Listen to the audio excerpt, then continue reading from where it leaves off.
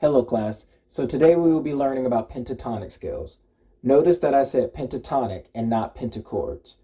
Pentatonic scales have one skip after the third note. Do, re, mi, so, la, la, so, mi, re, do, as opposed to a pentachord with no skips.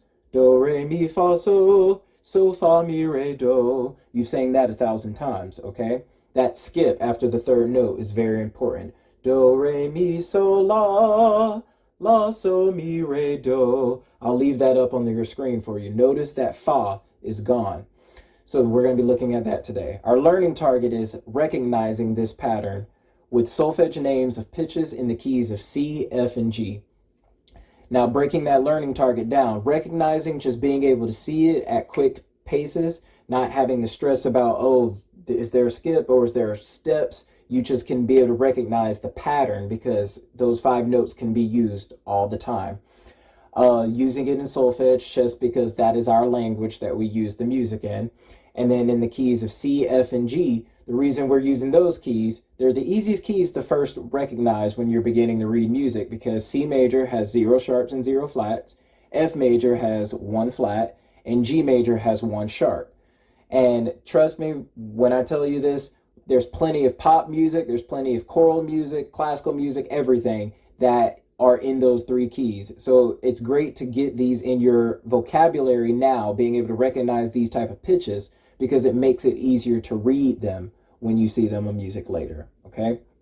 The why, I kind of explained that so that I can understand how to identify specific notes from different tonal centers to help with music literacy. So let's talk about the different levels of success that you can get while doing these lessons or looking for these 5 types of notes.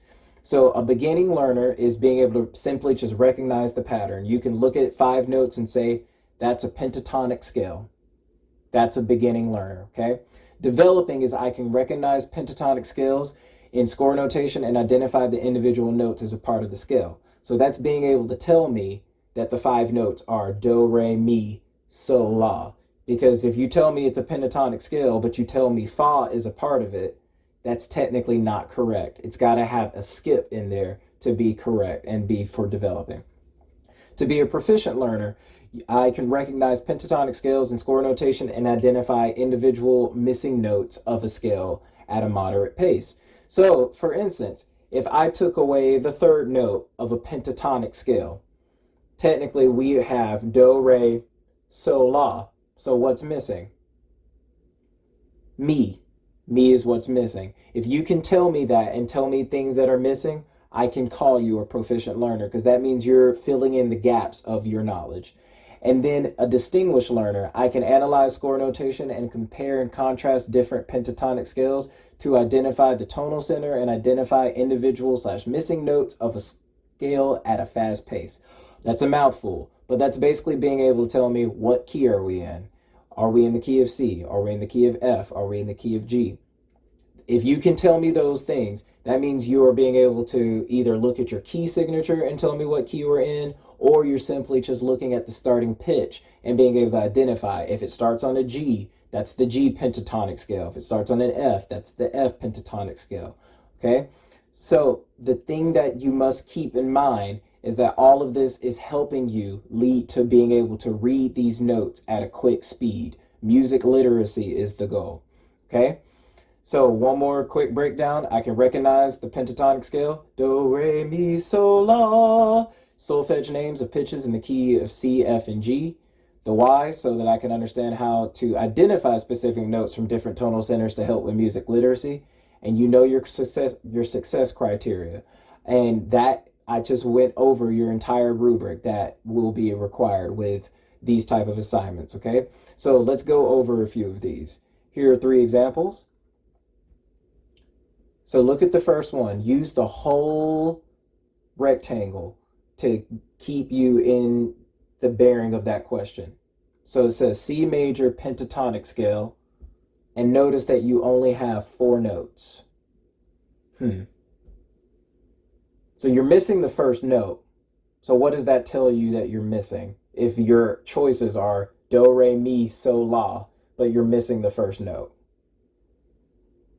The only answer that it can be is do. because you're missing the first one. Or you can look at C pentatonic scale, and now let me show you your entire treble clef.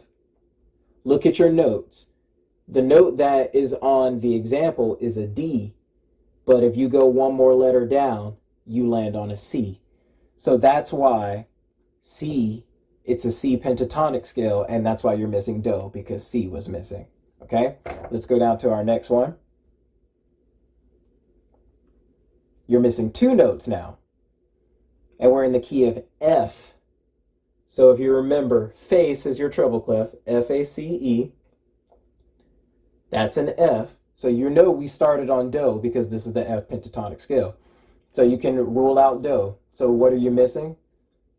You're missing your second note, which is Re. You have your third note, which is Mi, so you don't have to put it. We don't say Fa. Do we have So? So we have Do, Re, Mi. We don't need that note. So we are missing So. So our two notes that we're missing in this example are Re and So. And then the last example at the bottom, you have to go backwards. It's asking you, what tonal center are we in? So there's rules with the key signature, but with this, just look at the first note. And it's on the second line, which we all know, every good boy does fine. So every good. So this is the G pentatonic scale because it's starting on G. Okay? So what's important with pentatonic scales is remembering that there's a skip. Do, re, mi, so, la, so, mi, re, do. It starts with two steps. You're not just going to step and skip. You just got to, it's an easy walk up. Remember that. It's a good way to remember it. And remember the reason why we use this starts helping you get a better vocabulary for how you will eventually start putting these different type of pitches together for a melody, harmonies, or anything when you start taking it to rep. So if you have any questions, just let me know. But I feel like you guys will be quite successful in this lesson. All right? Thank you.